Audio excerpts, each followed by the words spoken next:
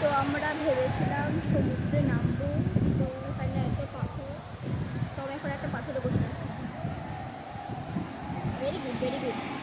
তো সমুদ্রে গিয়ে দেখা হচ্ছে। ফাইনালি আসতে পেরেছি সমুদ্রে, দেখো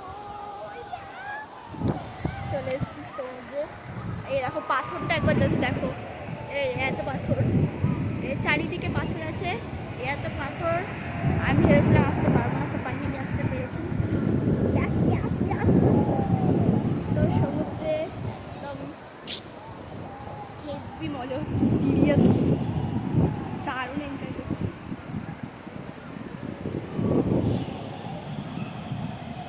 ওদিকে একজন আমরা প্যারাশুটে উঠেছি, দেখতে পাবে কিনা জানি না, ওই দূরে প্যারাশুটে উঠেছে।